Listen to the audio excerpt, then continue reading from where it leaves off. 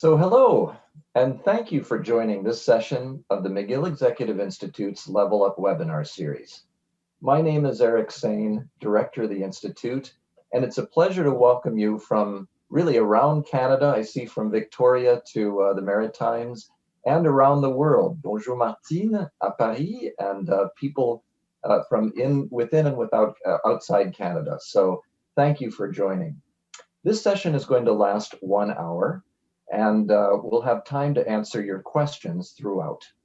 Although you'll be muted during this session, we invite you to be very interactive and use the chat function that's located at the bottom of your screen. Also, for better viewing, we recommend you turn off your video by clicking on Stop Video in your lower left corner. The session will be recorded and will be available afterwards.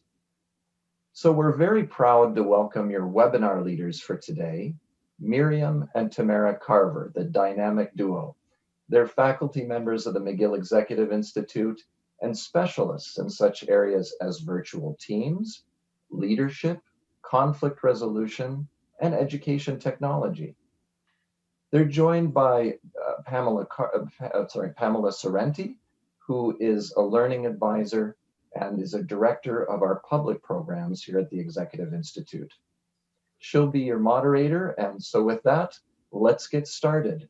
Over to you, Tamara. Thank you. Hi, everybody. What an exciting morning to see everybody, and maybe afternoon and evening for some people. We wanted to start off with a poll, so I'll ask that Pamela, our pollster extraordinaire, launch the poll for you, just to get a temperature for how everybody is doing today. So it's launched. Everyone should see it on their screen, but if you're joining in by phone, it's just a quick question on how everyone is virtually feeling today. Ooh. The virtual. The Fantastics and the AOKs are up there. Yes, not sure yet, especially if it's early. Depending on coffee. Yeah. Okay, good. So this is great. So we have a good chunk of people doing fantastic, and AOK won. So excellent. Thank you. So what I figured I'd start to do is go through the agenda for today. So the first thing we're going to do is, I'm going to stop sharing that. Perfect. The first thing we're going to do is go through lessons from, Pam, can you take the poll off? Perfect. Okay, thank you. So we're going to go through leadership lessons from the pandemic. Then we're going to discuss dysfunctions of a team, the team charter, and then we're going to talk about virtual meetings, and then a framework for having candid conversations. Hi, everybody. It's great to see that many of you are A-OK, and some of you are actually great. And we're hoping the people that are in the bottom part of the poll chart come up by the end of this session. So we all know that I believe it was in March 13th, that a huge percentage of the global workforce set up shop from home. And before that, virtual teams were very popular. They were gaining they were accelerating, but the COVID-19 virus has accelerated this trend into overdrive.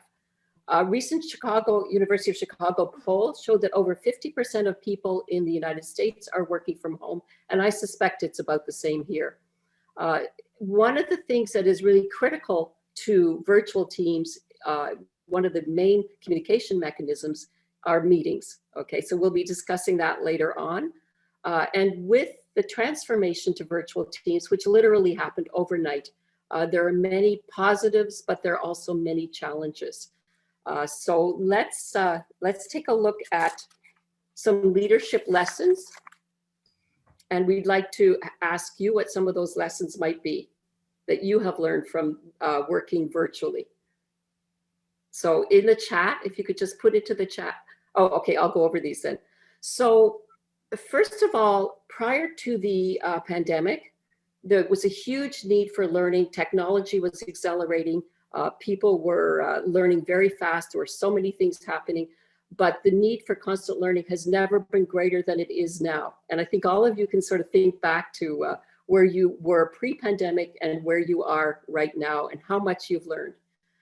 The importance of agility by encouraging innovation. The whole notion that so many people have had to readjust their business models and their practices. And I'm just wondering, and think about this yourselves, does your company look the same as it did, or does your organization look the same as it did in February or March? Probably not, probably not. So that need for agility, for flexibility has never been greater. The other thing that is interesting in this research, which by the way comes out of Ivy, Western Ontario, COVID-19 has served as an X-ray machine. So basically exposing organizational strengths, and has also really shown organizational weaknesses. Same thing for teams. If you had a strong team in person, then probably when you went virtual, your team is still strong. If your team had some fault lines, had some problems and challenges, it probably did when you went virtual. So the COVID-19 is like a great big X-ray machine that just looks at all the strengths and weaknesses.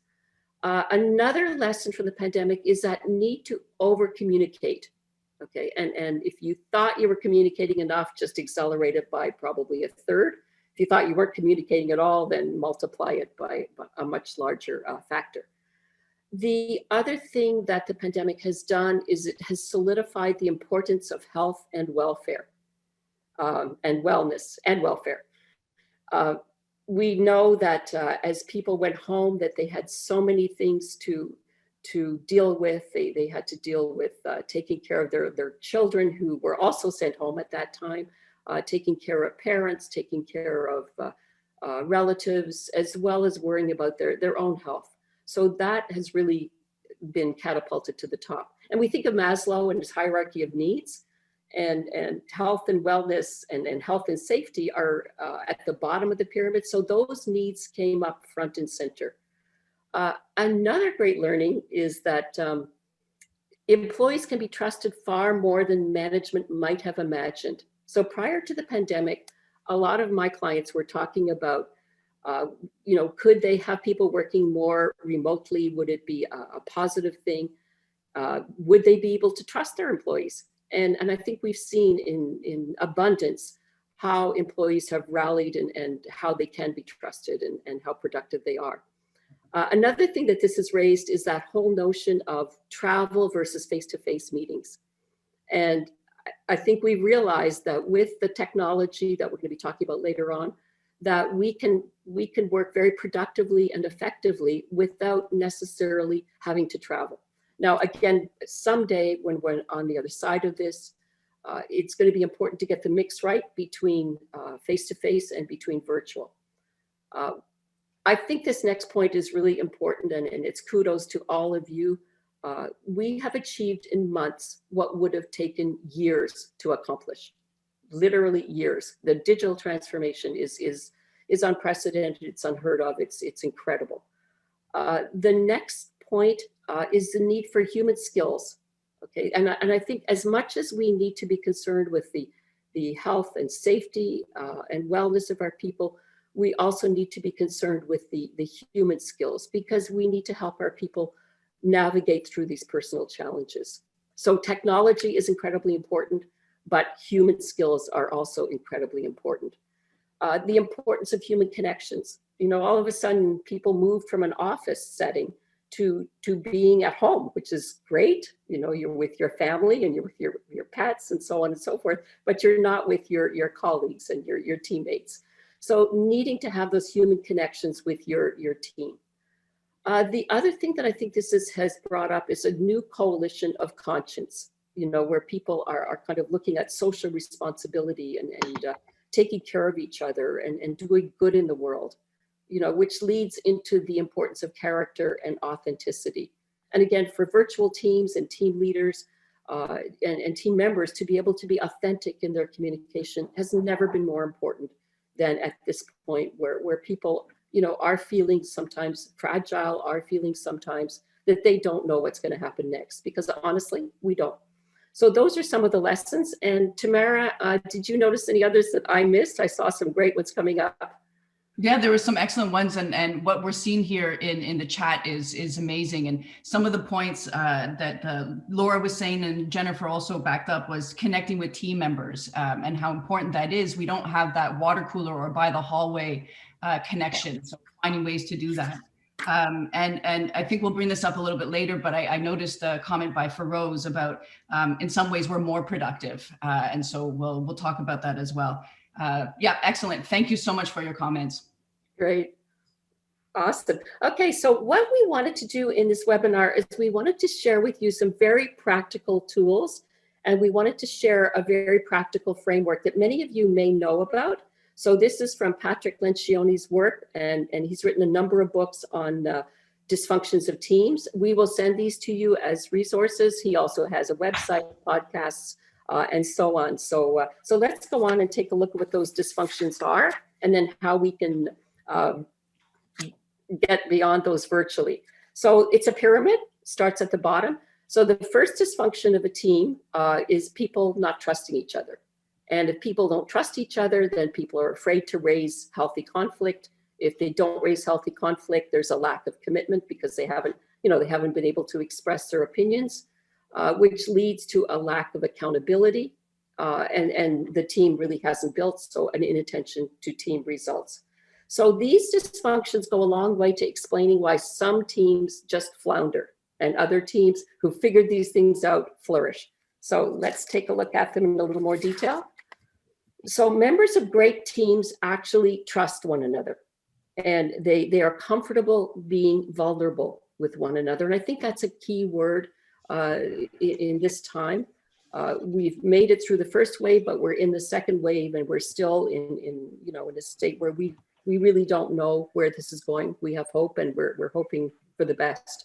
And there's certainly scientific data to support that. But in the meantime, if we know each other, we trust each other, we can build these teams that actually produce fantastic business results, but also are nourishing for us. But we need to be vulnerable. Fear of conflict, if we can be vulnerable, then it's easier for us to have open, passionate dialogue. I'm a big believer in people being able to state their opinions and have robust dialogue about issues, okay? And when you're able to do that, if you can engage in unfiltered conflict, then you can state your points of view, you can hash it out, and you're much more likely to get buy-in, so people are committed. If people are committed, then they're much more likely to hold your teammates accountable, to be able to give feedback and to be able to have candid conversations, which all of that leads to teamwork. So attention to team results. So we're going to flip it around, and we're going to be looking at each of these attributes. Okay, so we'll move it from dysfunctions to attributes, and we'll take a look at each one. So how do we build trust in a team? Well, building trust is enhanced if team members are transparent and they're honest with each other.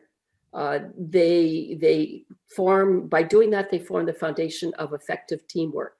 There's many ways to do that. We're going to talk about some. We're going to ask you for some, but some of the ways are to be vulnerable, to be open about your individual strengths and your individual weaknesses.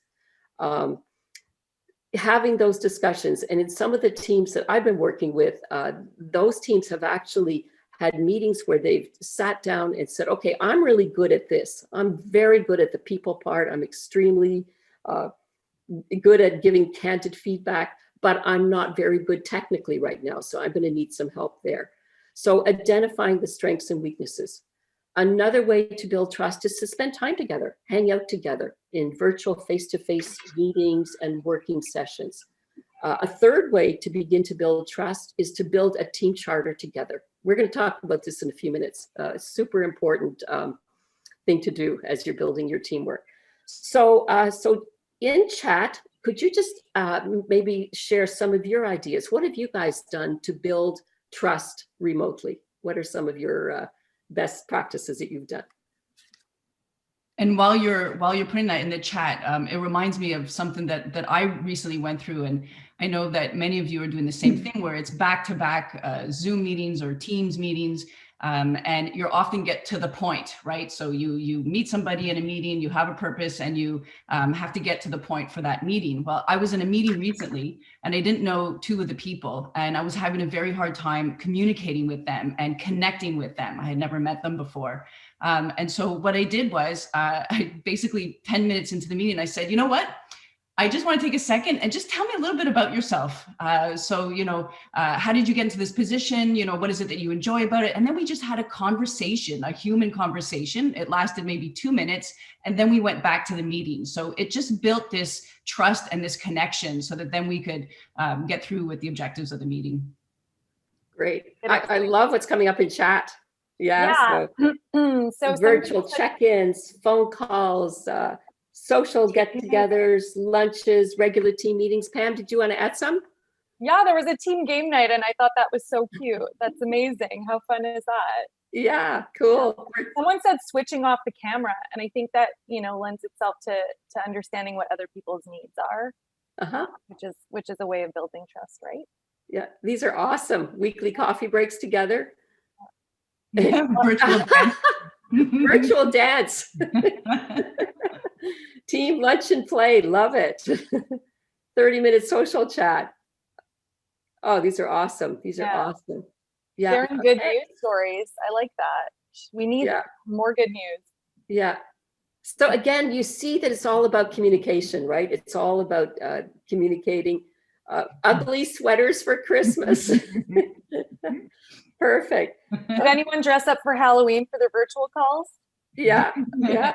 I also love that idea of being the tech geek that I am, the idea of an MS Teams for fun. So it's a fun MS Teams. I think that's a great idea. Cool. Oh, these are Thank amazing. you. So we'll move on to the it second all one. kind of boils down to being human, being vulnerable, opportunities of showing more who you are, check-ins, Zoom meetings, hanging out around the business. And again, I just being authentic. And I just wanted to share a little story that happened to me at the pharmacy the other day. Wasn't really to do with teamwork, although this guy sort of created this team. We were directed to the self-service checkout. And so, I was in my station and he was beside me, and he was a really, really nice guy. And he started talking. He said, I'm a really good guy. He said, I'm a professor. I'm a philosophy professor. I'm really smart. I'm really an honest person. I'm a good person, but I don't understand technology. And finally, everybody grouped around him and they were all helping him to figure out this technology of the self-service checkout at the pharmacy. But what struck me was his honesty and his vulnerability, and how that instead of people being angry at him, people all grouped around him to help him. So being vulnerable and being able to talk about your strengths and talk about your weaknesses as well. Okay, so let's move on to the next one. So encouraging positive conflict. So again, this is unfiltered, constructive debate of ideas made possible by the vulnerability and the trust that you establish at that very foundational level of your team. This picture is a typical team meeting at your organization. Okay. So ways to encourage positive conflict. These are some of the things that I've seen and have done, in fact, and used to help people. So first of all is to understand your teammates, the members on your team. What are their natural conflict styles? And you can do something as structured as actually having people fill out a psychometric assessment that looks at their conflict styles, or just have people chat about how do they deal with conflict, and what are they comfortable with, and what are they less comfortable with, and just get an idea of how they deal with conflict. Establish some ground rules. Part of, and this we're coming to this in the team charter, ground rules with respect to how conflict is dealt with. And I think a lot of onus here can go on to the team leader, because the team leader can sort of set the tone and just say, I want us in our team to be able to speak constructively to each other, to have healthy disagreements. I want us to push each other out of our comfort zone a little, because we're in a really challenging situation, and we're going to need the best ideas from everybody. And the way we're going to get that is if we can discuss openly, honestly, and passionately. So establish ground rules, learn skills and practice. And it doesn't have to be perfect. I always say to people, if your intention is clear, if you would telegraph your intention to people that, I really want to make this work, I have these ideas, and it's sincere and authentic, people, they're not going to be looking at whether you use the perfect framework or the perfect words if you can just telegraph that intentionality. So learn skills and practice. So I'm just wondering, and you can put this into chat, what you've done in your teams to encourage positive conflict. And Miriam, do you see the comment by Froze? Can you please elaborate how this can have different results in physical environment from virtual environment? Well, okay, it's a little easier, I think, in a physical environment because you can read people's body language and you can see how they're reacting. It's a little bit more difficult virtually, and we have to watch body language more closely. We have to be a little bit more maybe careful with respect to to what you're saying. Somebody mentioned reading Radical Candor. That is a fantastic book, by the way. I have it on my bookshelf. One organization I know, and they are represented on this call, had many of the leadership people, the leadership team, read Radical Candor. I think it's a great idea. We're going to talk a little bit at the end too, just about the human brain and how the human brain works differently on video conferencing versus in person. So we'll talk about that a little bit. Yeah, thankfully it's brought our team closer together. Yes, great comments here. Approaching critical conversations, seeking to understand, challenging for some of our team as not everyone has cameras. Right, yes. Guide the team leaders to openly engage the team. Absolutely. How will we deal with conflict as a team when it comes up? Incredibly important. And that's going to be part of your team charter, which we're going to talk about in a few minutes. Welcome, encourage learning and learn from mistakes. Yeah. Tamara, did you want to add anything? Well, just one of the comments that, for people who do have cameras, and I do realize what you're saying, Miriam, about in person, that it's easier to read body language. There are advantages to the virtual reading of body language because you could be in a meeting with, 4 or 5 other people. And if it was in person and you're looking at one person in particular to get their read on whatever is being discussed, and they're not the one talking, it's kind of awkward. But in a virtual meeting, because it's the Hollywood Squares, you actually can really look at people and read their body language, and they don't know you're looking at them. So, so there is some advantage to that in trying to read body language. Okay. I'm curious what you think of what I just said, though. So if anybody could make any comment. Great. Okay. So let's move on. So building commitment. So basically commitment refers to the buy-in. So once you have a robust discussion, you have an issue-based discussion, then what happens next? And if people have really felt that they've been heard and their ideas respected and they've had a chance to hash things out, people tend to be more, tend to buy in more. And some ways to build that commitment is once you've gone through the discussions, review your commitments at the end of each meeting to ensure that all members of the team are aligned. And make sure that all members are committed regardless of initial disagreements. Sometimes we don't necessarily agree at the beginning, but we can live with it afterwards. Make sure to test for commitments.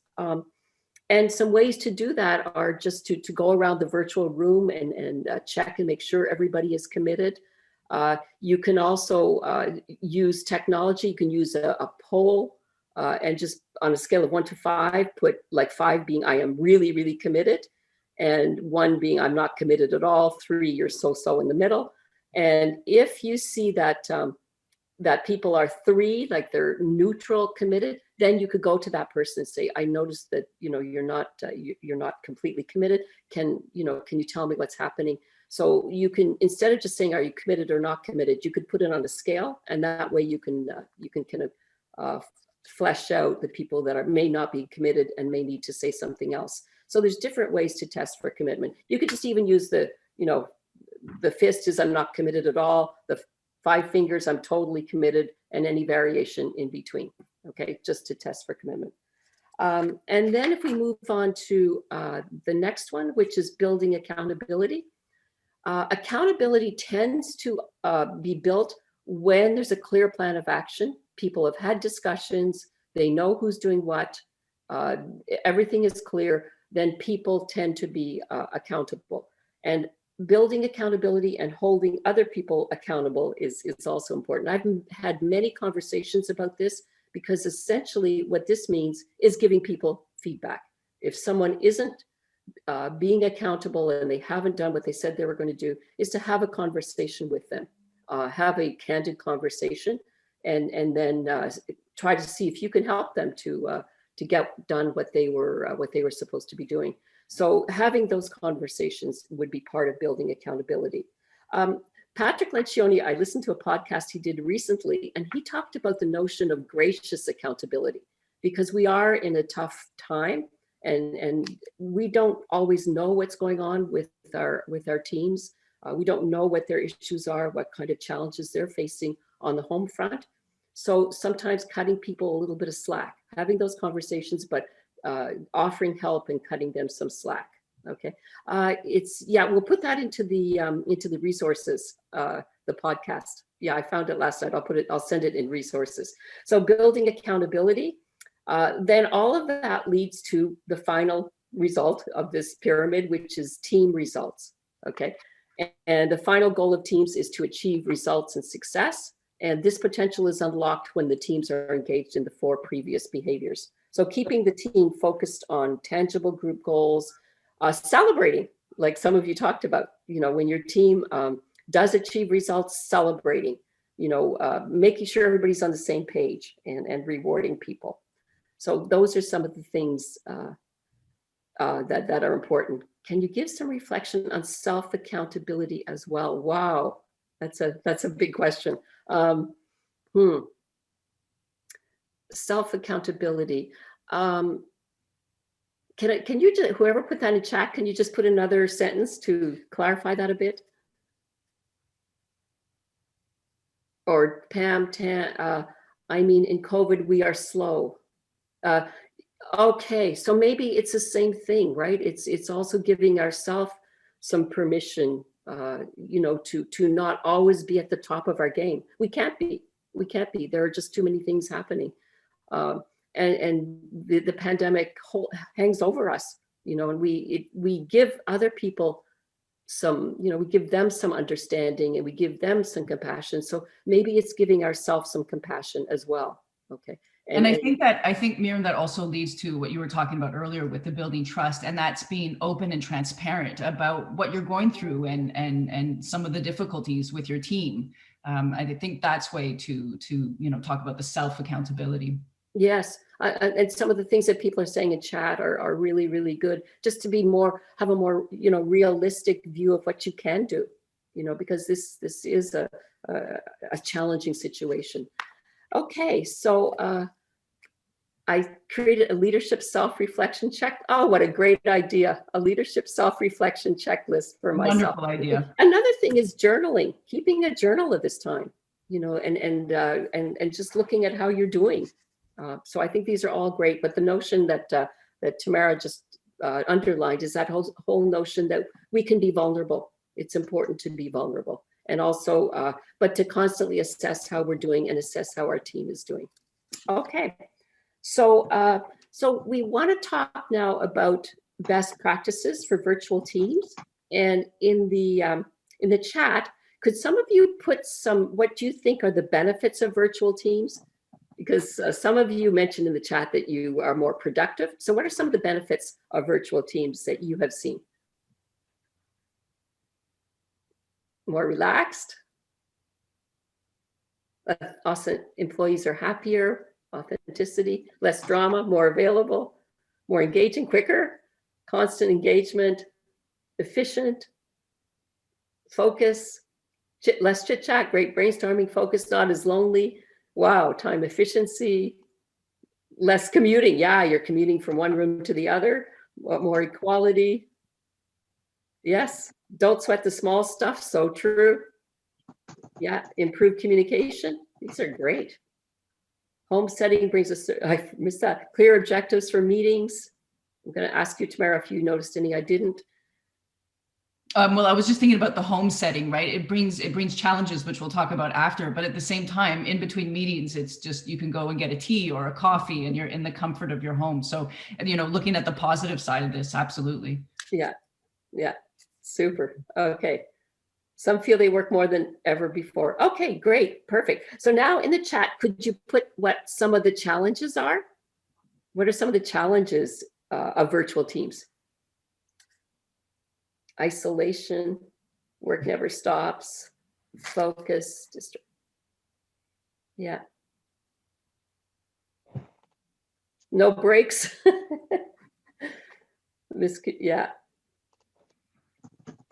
Yeah, so I see that as it's amazing. So Miriam, do you notice that when we asked what are the benefits, how they came in, right? But now as we're asking the challenges, they're really flowing in. Yeah, so true. So it just shows you that, woo, I don't know, Carl, how you wrote all that so quickly, but but we'll take a look at that one after. But yeah, clearly the challenges, the work-life balance, there is no break, right? And as much as we say, well, I'm going to schedule 15 minutes in between each of these meetings, in my experience, it very, very rarely happens. So, so that's difficult. Yes, bless you. Yes, too many virtual events, but I hope you're enjoying this virtual event. Thank you for being hi, here. Joan. I'm seeing people I know. Yes. Jennifer now, Joan. This is great. So thank you for sharing that. We'll go on to the best practices. Yeah. Okay. So one of the best practices, this is a great tool. One of the best practices is with your team to create a team charter. Sometimes it's called a team contract or operating principles or a roadmap to success. So basically what it is a document or an understanding that you create with your team. So you create it together. And what you do is you set down together your shared understanding of how the team will work together. How are we going to work? Who's going to do what? This will also bring clarity to the team direction, what the team is there to do, who's doing what on the team. And this is a really excellent thing to do at the beginning of a team's journey, and it can act as a true north anytime it's needed. It's an important touchstone. It's also something you can put on the table later on. And we did a virtual Teams session a couple of weeks ago, and one of the people in the workshop said, "Oh, she said, I could actually do a team charter midway through my team. I've never done one at the beginning, but actually I could do it and it would be a reset of my team." I said, absolutely. So it's critical at the beginning, but if you haven't done one, you can still, just say to your team, let's sit down and figure out our team charter together. So it becomes a true north, super important touchstone. It also should be a living document.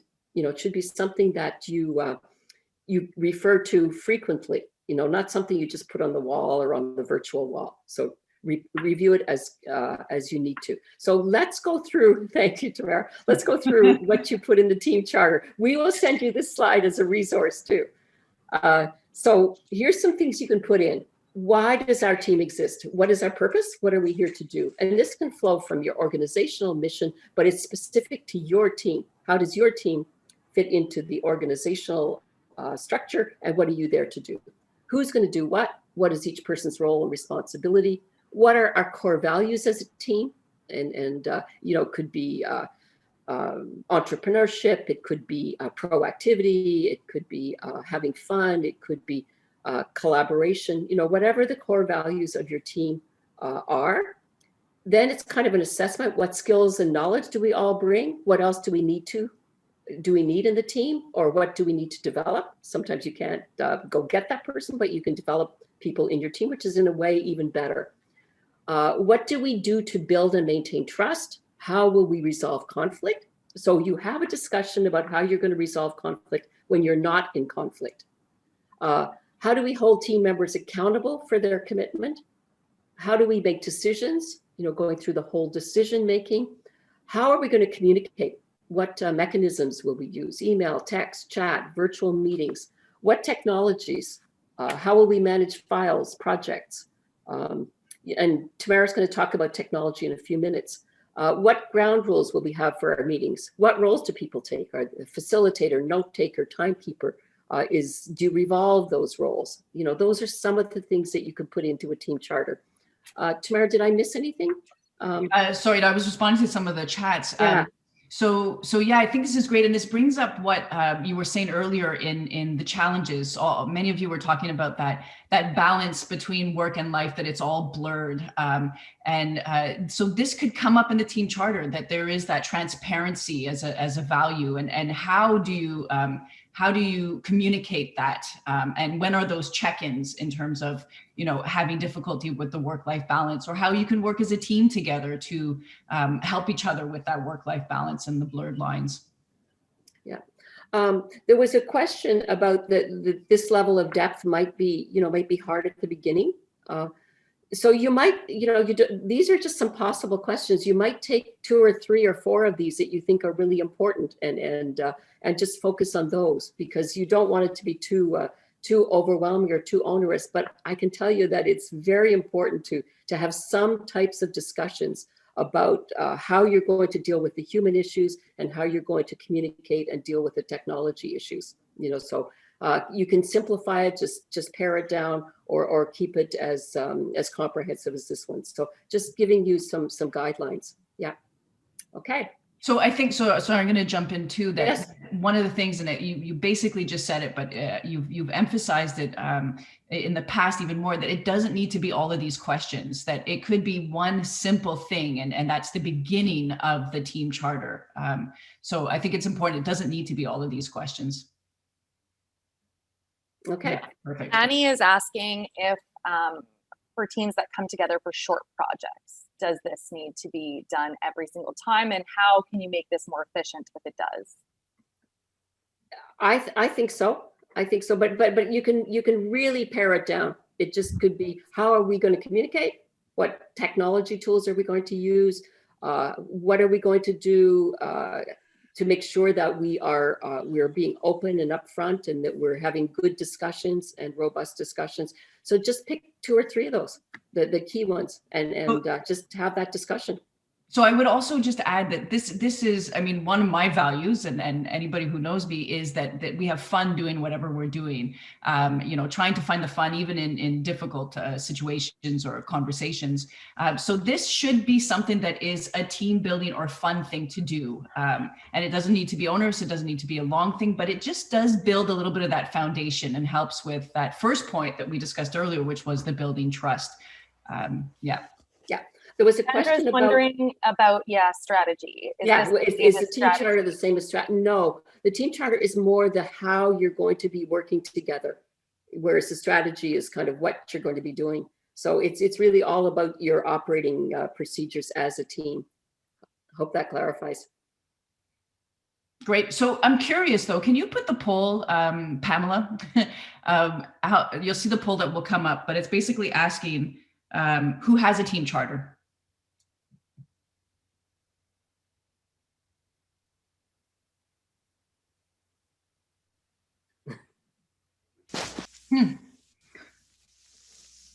Okay.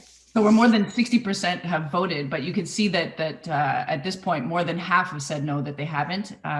And maybe we have this 30% here that never thought about it, that might think about it now. And really happy to hear about the 9% that do have that team charter. And maybe I'm hoping that there's something here that you're able to pull out of this to say, well, maybe, that there's some other things that will add to this team charter, or that you'll revisit again and use the team charter actively. Miriam, do you have any final thoughts on this? I like the comment, our division does, but our team doesn't yet. Yeah. And so that just takes it to the team. It's just your touchstone when things get a little bit rocky. You can go back to it and say, oh, what did we decide when we did the team charter? And you can just go back and say, okay, so this is how we're going to handle this. Formal meetings, but the ad hoc teams do not. Yeah. Okay. Yeah. Yeah. Okay. Good. Great. So we'll go to the next one, which is virtual meetings. So of course, we are virtual teams, and therefore we are having lots of virtual meetings. So I figured I'd go through and then please share your thoughts there in terms of some of the challenges. So a lot of these have come up. So the difficulty communicating. So sometimes people who are not speaking up in a virtual meeting where you need their input, the building trust. that there's one or two members that are dominating these meetings, and you're trying to get others to speak because you know there's important information. Not enough engagement, meetings going off track. You can see that happens sometimes too, because we're yearning for that human connection. And so sometimes the meetings start off really more about other things and not the objective of the meeting. Technology glitches. This, and what I've said to Miriam, there will always be technology glitches, no matter what. It will always happen. Just expect it. So that's always something. Boring presentations. Video conferencing fatigue. We're all exhausted. We all have the Zoom fatigue. Time zones and cultural differences, personal and family commitments, and many others that I see that you're putting. And I wasn't reading them all, but Miriam or Pam, did you see some that? Just some of the technology issues you talked about. Yeah. Yeah. Operate, get the job done, culture versus nurturing the human. Yeah. Yeah. Yeah. Yeah. Yeah, absolutely. So, sorry, I'm just going to point out Heather's, so we're still very much in operations mode, get the job done, culture versus the nurturing the human resource for better output. And that's what reminds me of that story I was telling you at the beginning, where we just went boom, boom, boom into the objective of the meeting. And we do need to take that time for that human skill connection. You were going to say, Miriam? Nope, that was it. Okay, Pamela? Get on this end. Okay, the firefighting, very good point. Yep. Thank you. So one of the things that, you know, that we can do in terms of the best practices for these virtual meetings are listed here. And I'd love your thoughts on these as well. So create meeting norms. Again, this is part of that team charter. Somebody brought up the point, I think it was Feroz way earlier, about 20 minutes ago, about whoever is leading or chairing that meeting, you know, the expectations and that it's very clear. So I think that's really important. Sending out a detailed agenda in advance, list the names of attendees, address people by name, so convey energy and warmth. Again, this depends on the size of the meeting and if you know the people. Stay on task. This keeps people engaged. And if there's time at the end, you can do the virtual water cooler. Provide brief summaries before moving on. Seek feedback and make meetings interactive as much as possible, that it's not always the one or two people speaking. Work around the time zones and the cultural differences. Consider team members' other commitments. I mean, I'm sure you've all gone through this, but you're in meetings and somebody will turn their camera off, and it's usually because something happened at home, and that takes precedence. So, you know, again, part of that team charter at the beginning saying, if I'm turning my camera off or I leave, you know, it's for a clear reason and everybody would understand it. Send out action items, decisions, and next step. Roundtable before closure. Miriam, did you have any other thoughts on this? No, I thought, no, those are great. Yeah. Excellent. Sorry, just one thing. I think just to somebody's points earlier, sometimes if you don't build like a complete, full-blown team charter, you might just build the charter or just a contract around how you're going to run meetings, and that will pay such dividends if you do that. You know, and yes, also send minute meetings after the minute notes afterwards. It'll pay such dividends because then you've got that touchstone to go back to. And yes, you're right. Best practice is very similar as the ones in person. Exactly right. Yeah. Yeah. Somebody said must be part of the business culture. It's true. You know, we all work in cultural, you know, in our own cultures of our organizations. But sometimes this pandemic has just upended everything so much that sometimes we can start a sort of a new little mini culture in our own teams. Yeah. Yes, and Feroz, I agree so much.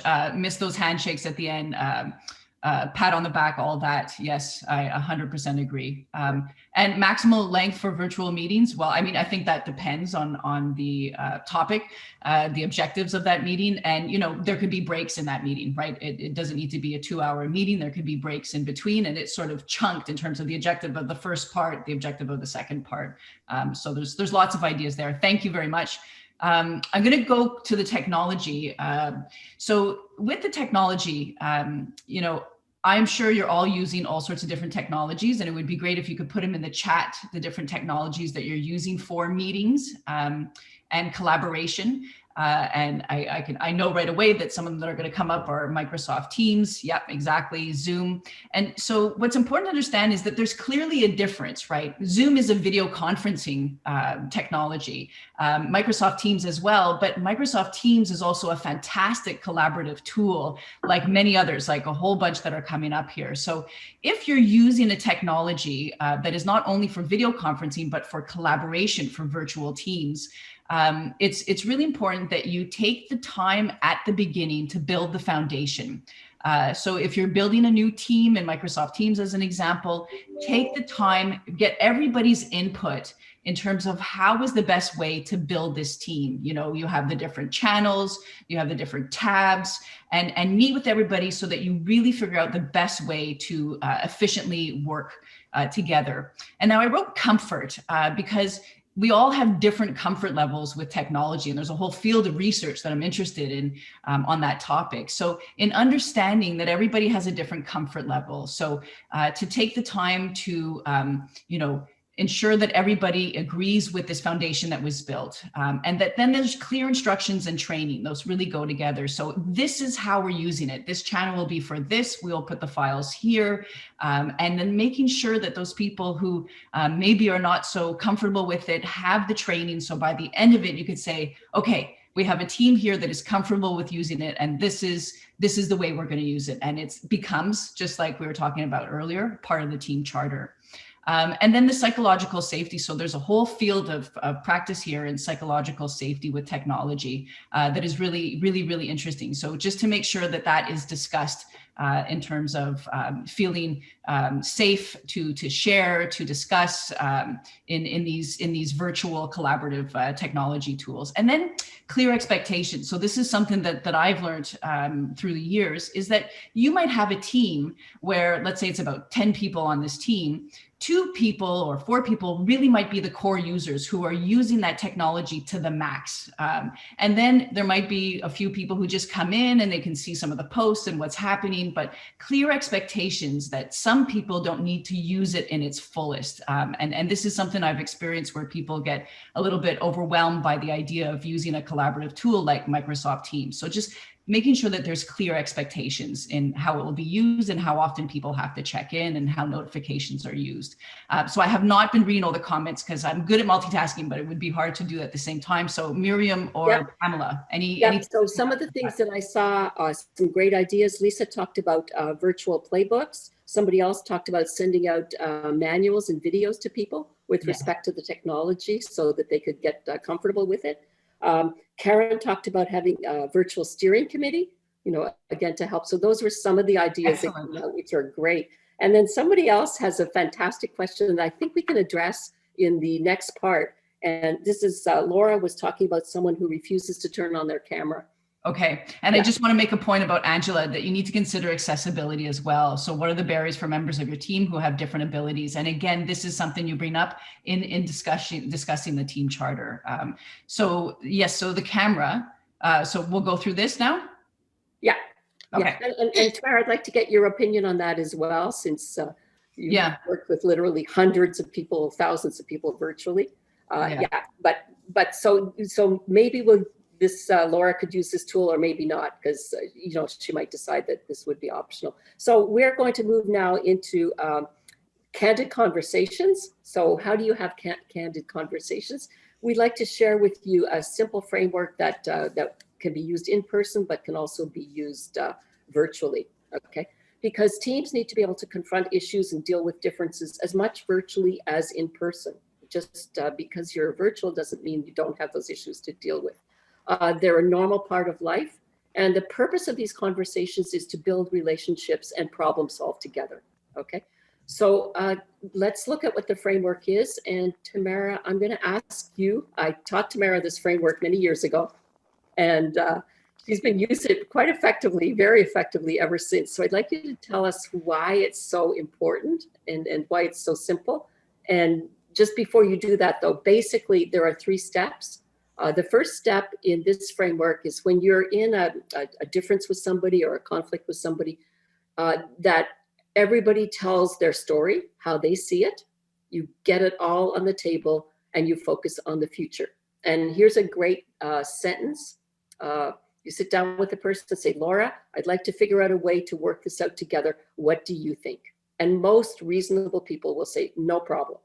Okay, so Tamara, tell us why you like it. The reason I really like this framework is, when you're going to go into a candid conversation that may be about, why the camera is always off, which is why we're showing this framework. We have all these physiological responses where sometimes our brain actually doesn't think properly. And so by having a framework like this, that's very simple, in those moments, you're able to visualize, and I'll share my crazy visualization. But what I first see is an eyeball.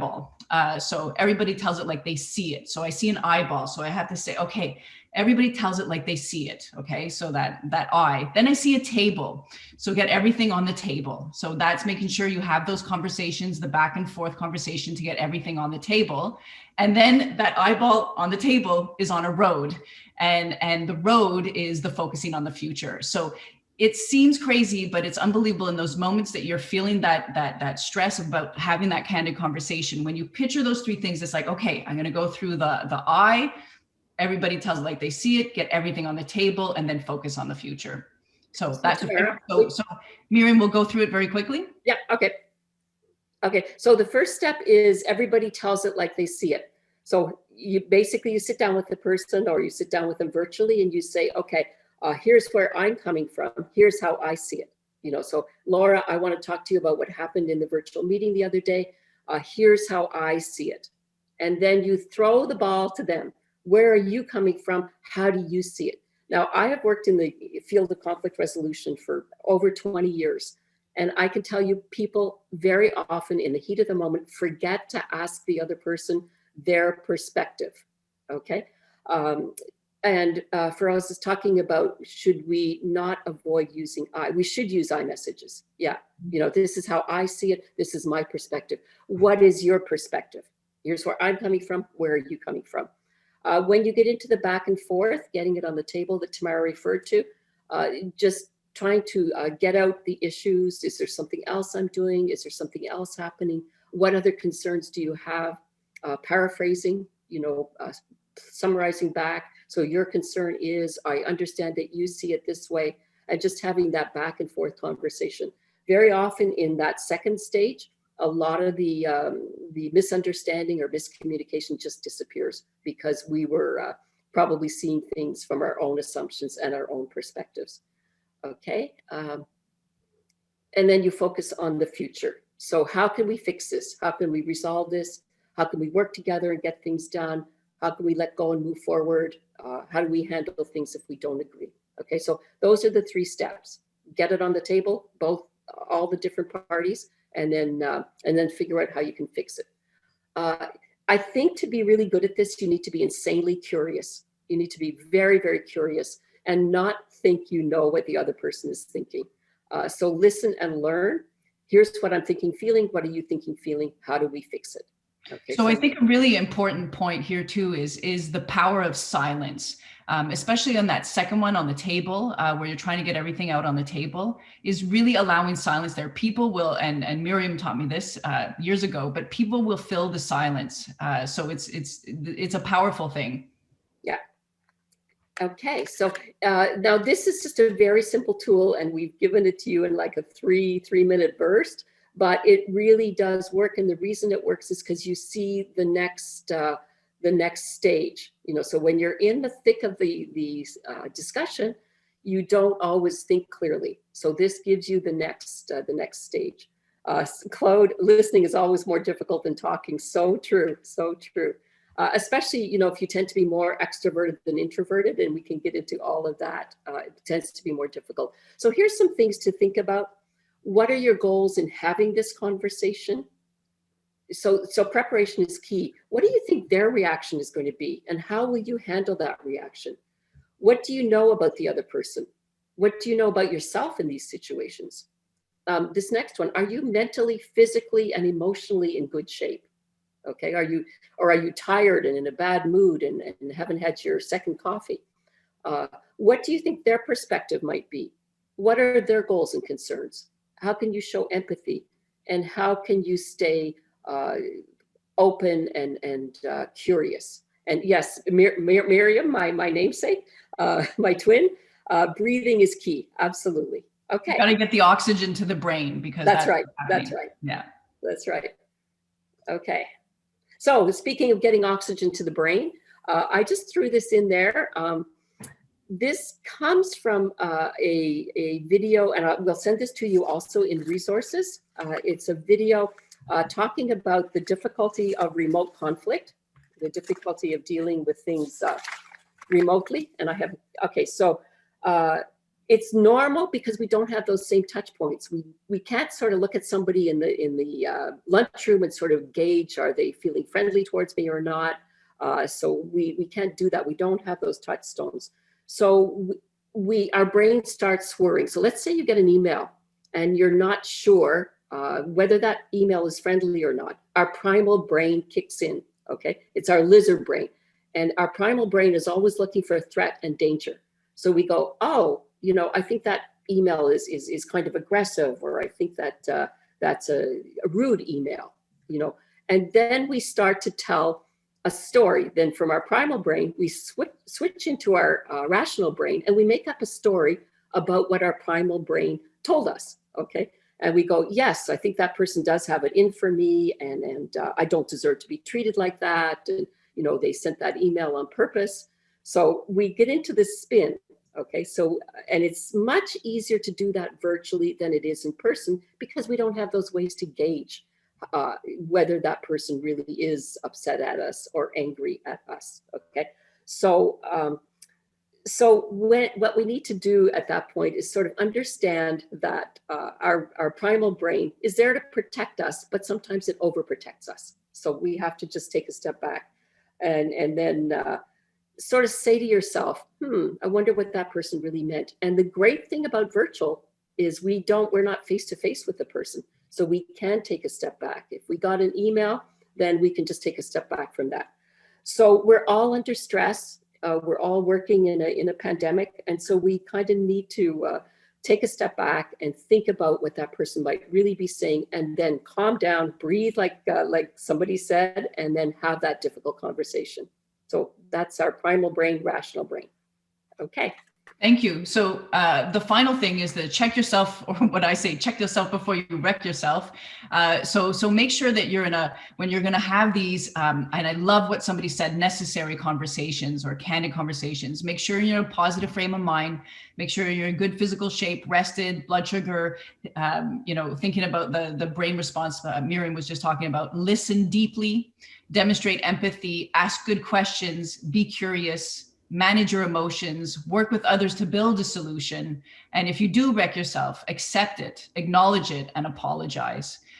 So with that, we're curious if you could put in the chat some of your key takeaways or any questions that you may have. While we're waiting for that to get added to the chat, there was some questions throughout that I've kind of been keeping tabs of. One of the questions was how to respond to people who don't want to engage in a tough conversation, someone who avoids and gets defensive. Any quick tips for that? Well, I think there's something to be said for persistence, and maybe just getting to know that person a little bit more. Maybe the person does know the person, but getting to know them a little bit more and engaging in just some two-way communication would be a good thing to start, and really if you're feeling uncomfortable with that person, chances are they're feeling uncomfortable with you as well. So they might want to have that conversation. And I just want to underline what Tamara said is the power of silence, just asking them a question, and rather than filling in the space yourself, which people who are more extroverted tend to do, is taking a step back and letting them engage, and just finding ways to engage with people. Great, thanks. And another one that came up, and it's come up a few times, and I don't think, and we did touch it at the beginning, is how to build trust virtually. And I know it's a big conversation, like I said, but I thought it was important to bring up again, just to circle back on that one. I think just having those conversations about what people are good at, what they're not good at, having authentic conversations. I'm all for some of the great ideas that we heard before of, virtual coffees, virtual games, and things like that. But if you have a lack of trust, sometimes you need to kind of get into some of the more human things and some of the more the strengths and weaknesses and listening and sharing, some of the vulnerabilities, I think would be important, just making contact with people. Human touch. Yeah, some people are putting phone calls and sometimes just getting away from the Zoom fatigue and actually picking up the good old fashioned telephone. There are other ways to communicate. I love it. Do not judge. We are all different. Yeah, so true. And maybe a technical question for Tamara. How do you deal with employees who, may not have the best technical resources at home, internet connectivity, that kind of thing? Is there something that can be done? So I think that comes up with what we were discussing earlier in terms of the best practices and that team charter is that people are open about what are some of the challenges that they have and then find a solution. So it might be phone conversations, right? If they don't have really good internet, that those meetings would be using a technology that they can call in instead of using the internet. Mm-hmm. Great point. Yeah, thank you. I was just reading some of the comments too, seeing some of the key takeaways, and it's just great to see that it's incredible that in this virtual forum where we have an hour together, that we can connect, over 300 of us in such a short period of time, and seeing some of your takeaways, and it's been an absolute pleasure. And it's so great. There are people here that we know, that we met in other iterations of our lives. So that's great to see that you guys are out there all the way from Vancouver to Winnipeg to Toronto to Montreal and beyond, and even Paris. So that was great. Ruth from LDP. Oh my gosh. Hi. Yeah. So thank you guys for today. I think that's all the questions we do have, because we are at time and we could go on in this subject forever, I'm sure. So I just want to thank you, Miriam, Tamara, for the great strategies to help us all develop the virtual teams we are now. This is our reality. So for all the participants, you'll be receiving a copy of the recording in the next 24 hours, as well as some of the resources that Tamara and Miriam have been talking about. And thank you again for attending our Level Up session, and I'd love to stay connected. So, add us on LinkedIn, follow us, add us to your mailing, or we will add you to our mailing list. And our next session and our last session is with Jane Reitman next Thursday, November 19th at 11 a.m. So hope to see you there as well. Okay, that's all. Bye, everybody. Stay well. Take care of yourselves. Bye, everybody. Bye now.